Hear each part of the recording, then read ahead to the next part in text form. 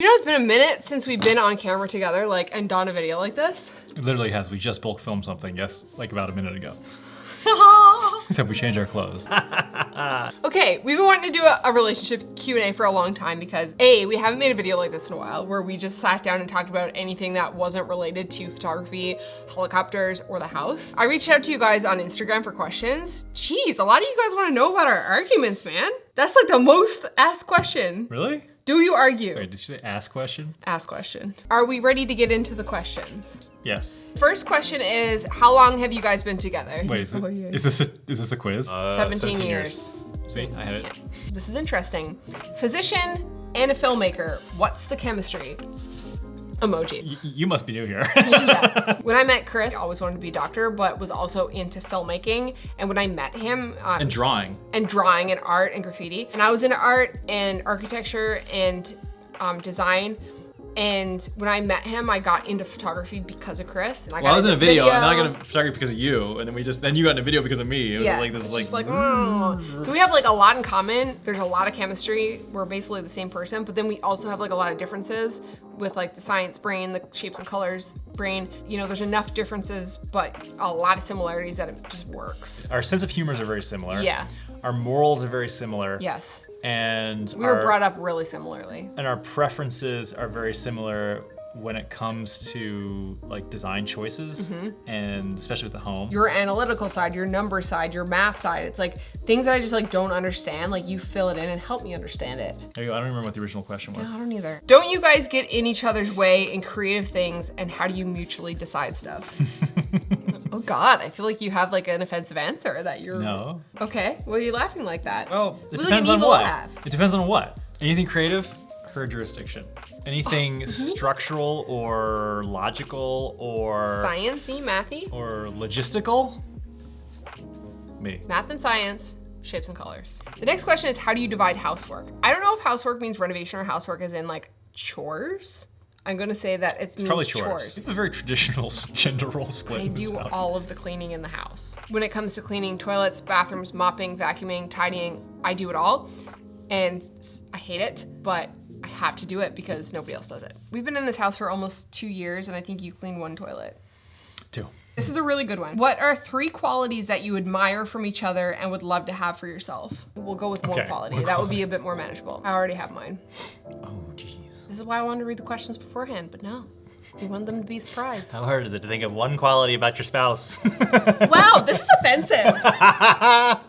My one quality about you that I wish that I had was your work ethic. You don't stop till it's done. When you say you're gonna do something, you do it.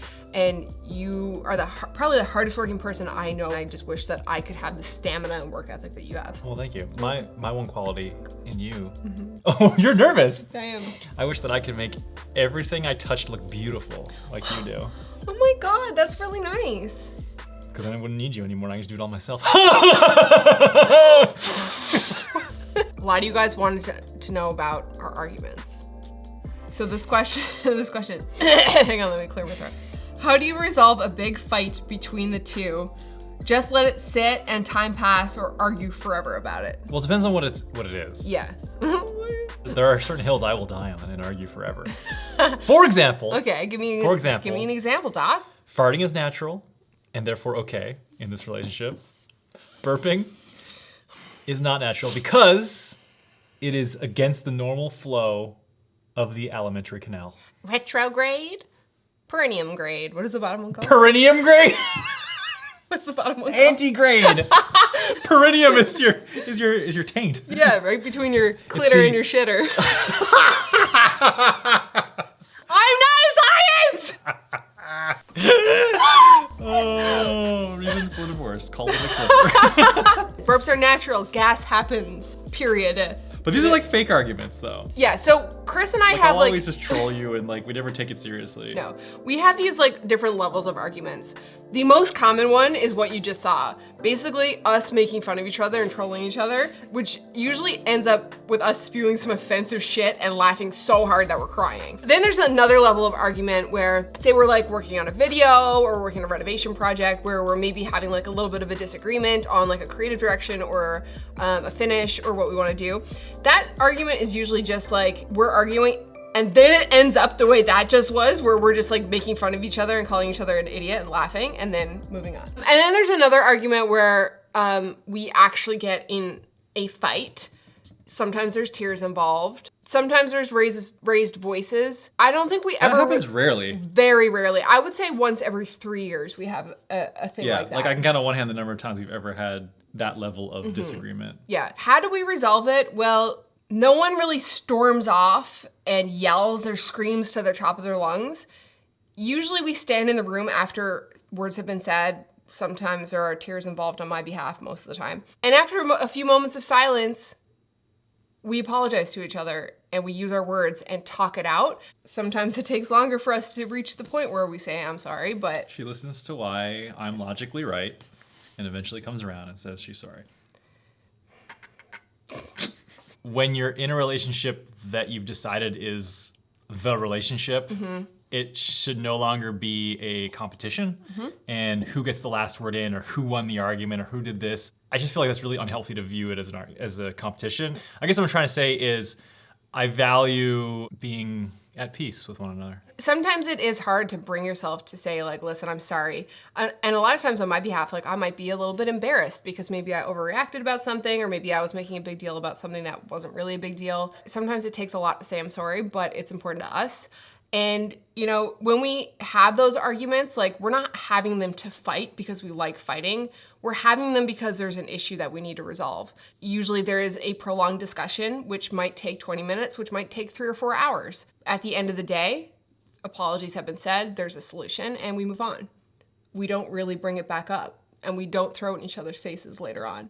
When it's done, it's pretty much done. The next question is another one about fighting. Do tensions rise doing renovations with each other, and how do you cope with them? Sexual tensions. A lot of people say that renovations are the reasons why couples break up. We have made it through a renovation and have not broken up. However— Two renovations. 1.5, because we're still doing it. Chris and I work pretty well together, but if one or the other is cranky or in a bad mood, that's when tensions start to rise and heads clash. We both have to almost be aware of each other when there's almost like signs that start popping up that like that person is turning sour, that they either need to have a snack or they have to go to bed, or if they get hurt or hit their head. I hate hitting my head. So hitting my head is the worst. Yeah, Chris is giving me signs that he's in a mood. I will just say, you know what, I'm gonna leave. And I'm going to go get some food. And I'm gonna make you some lunch because I think you need to eat. And that works out because I just keep working. And then she'll just make food and then we'll eat food and we'll be good. It's like a reset and then button. usually after you eat, you'll be like, oh, I'm really tired. I'm like, oh, that's why you're cranky. We're not butting heads. It's just and we're not yelling or screaming at each other. It's when like one person's cranky, it just like sucks the mood out of the other person. We're snappy with each other. Like if I come home when you're in a bad mood, I'm just like, oh, I'm instantly pissed off right now. When you're the person who's angry and just, not angry, but just like in a bad mood, and then the other person gets mad, it makes you madder. Yeah, you're just like, why the f are you mad? I'm the one who's mad here. This has nothing to do with you. I'm the one who's taking this on. You should be happy, and now you're not, and now you're pissing me off, and oh my god, now both of us are pissed. Yeah, exactly. What do you do if you don't like something that your significant other did? I tell them straight up, you pissed me off when you said this thing. You pissed me off when you did this thing. Sometimes it's days later though. Yeah, sometimes I'm like, you know what? It really pissed me off, and that's usually what I say. I mean, you just tell them. You just tell them. Yeah. And you don't bottle it up for weeks and months and then let it build and then blow up. You just say, hey, you know what? Like, it bothered me when you did this thing, and like, didn't really appreciate it, so, and hopefully your significant other is open to that, you know, having that conversation. Weirdest thing about each other that you absolutely love? Her sense of humor. So bizarre. Such a fucking weirdo. I love that your armpit farts are really realistic. You're blessing your curse, armpit farts. That is true. If anyone gets that reference, you've been here for a long time. Donna did it. 10 years ago, where did you see yourselves now? So the plan was we're gonna buy a house. Yeah. And we did buy a house. We did buy the house. Yep. We were gonna renovate it. Yep. I was gonna finish residency, and then I was gonna do fellowship to 2017. Then we're gonna come back and live in the same house we had just renovated. For 10 years. Yeah. That's what we want to do. We're gonna come back and live in the house for 10 years That was while the 10-year we build plan. a cabin. That was the 10-year plan. Pay down debt while we were in that house. Yep. Live like a resident. But at that point, we had already applications in for land to buy Crown land. And we were also filming all of that for like a home reno like show / series. Correct. Yeah. That was our plan. That was our 10-year plan. And here we are in Buffalo, New York. We never would have known. Never would have known. Who's more vibrant about expressing love, Chris or Becky? Ooh, I don't know. I think we're equal. Yeah, I think we're both like, you're a very cuddly person. We're always like hugging and kissing and sitting next to each other, and we had to be touching on the couch and we had to be touching in the bed. And I enjoy smelling you. I love smelling you. It's kind of weird, but it's weird, but it's the best. This is getting weird. Do you miss? That's all you're getting. Do you miss each other when you're not together? Yes. Very much. I hate being away from him. I hate when he's away from me. I miss him so much, but then sometimes when he's gone away, I wonder if he misses me because I won't hear from him.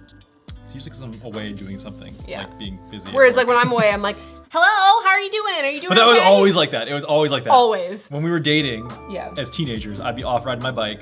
And I would just not with the hear boys from filming him for videos. hours. Another fighting question. Do you sometimes fight to an extent that you think about divorce? Never. Never. Not once. How have you guys held up during the pandemic? It's a tricky time for relationships. In terms of relationships, like, we've been fine. Like, I've heard a lot of people who are like staying home with their significant others and realizing that they're not in love anymore. Like, or staying home with their significant others and realizing that they can't stand the other person and they've never actually had to spend this much time alone together. Do you have any plans for a next helicopter trip? We've been talking about flying to Ontario and doing some kind of camping. Kind of like what we did with Cold Island, flying back to Newfoundland. I want to do the Maritimes. So PEI, Nova Scotia, New Brunswick, fly up there. Yeah, like I've got a lot of short trips. Like I want to go down and check out Falling Water in Pennsylvania, that Frank Lloyd Wright property. I want to do the Maritimes trip that you talked about. I also want to try, like you said, Vermont, Maine. We haven't checked out the Adirondack Mountains yet. Which is in New York State. Yeah, Catskills, Adirondack Mountains. Do like a mountain trip. Longer trips, Utah, Arizona. Check out the Bureau of Land Management. That'd be cool. Public lands down there. That'd be really fun. And a California trip, which might be safe for the overhaul. I mean, we have an abundance of hours, so. Here's a really juicy one. Pet peeve of the other person. Oh my God, there's so many. Okay, let's hear them, Nicholas. Okay, well, there's burping. Okay. Listen, I can't help that. I have a GI problem. No, you don't. I'm okay with farting. I have a GI I think farts are hilarious. Burps, just for whatever reason, is like, ugh. Okay. You're quite messy. You get nauseated sitting down in like a wheelie chair. So wait, that's your pet peeve? Yeah, because it means I can't go and fly helicopters. I can't help that. That's a medical issue. You better f***ing understand because we're together for life. You don't like helicopters? Good Lord. You're an asshole. What else is there? I don't know. You tell me. They're your pet peeves. Oh, I feel like there's so many more, but I can't think of it because I'm put on the spot. Told you we should have looked at these questions before we started this video. Pet peeve of mine is you don't know when to stop. So when we're working on a project it's too hard of a worker. If you owned a marketing company, you'd be the boss that made everyone stay till like 1 or 2 o'clock in the morning, and that everyone was exhausted because they were you just worked them to the bone. That's like. No, I wouldn't be the boss that made everybody stay. I would be the boss that. You say, nope, gotta get it done. Gotta get it done tonight. I would be the boss that would give them choice, the illusion of choice, but they'd feel so bad not helping me out that they'd stay on their own volition. Another pet peeve of mine is when we're trying to record videos, it's set up, but you just sit there and you don't help me. If I'm getting ready for the video, you just sit there when somebody else could be setting up the lights and the tripod, so I have to do all of it. My pet peeve is when I then start setting up the lights and tripod, and then she's like, have you ever done this before? This lighting setup is terrible. Because you don't do it anymore, so you need to practice. Another one of my pet peeves is when I'm talking to you, and then you just fart right in the middle of what I'm trying. I'm like actually having a serious kind of, and you go, I have and you cover your mouth, like that. I'm like, are you listening?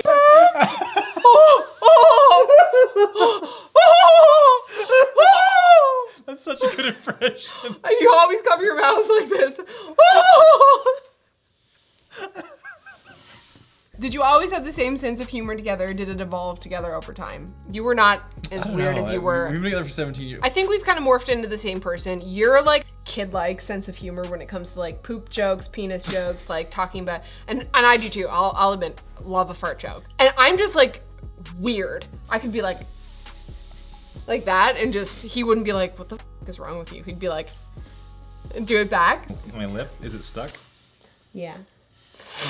Have you licked my lips yet today? Can you moisten my lips? Okay, next question. Okay, which one of you is the biggest slob? Her. How does Chris's work affect your relationship when he's had a hard day, a bad day, sad day at the hospital? Becky's pretty good about picking up on that. And if we had something planned, she'll say like, why don't we just hang out on the couch tonight and we'll do this another time. And that's, I'm very grateful for that. But she also finds that her biggest challenges is being alone all day and then wanting to converse or interact. And if I'm like drained and I come home and she still feels alone, then that can get hard if it's day in, day out kind of thing. It's tough, yeah. Rapid fire, who can cook? What do you cook well?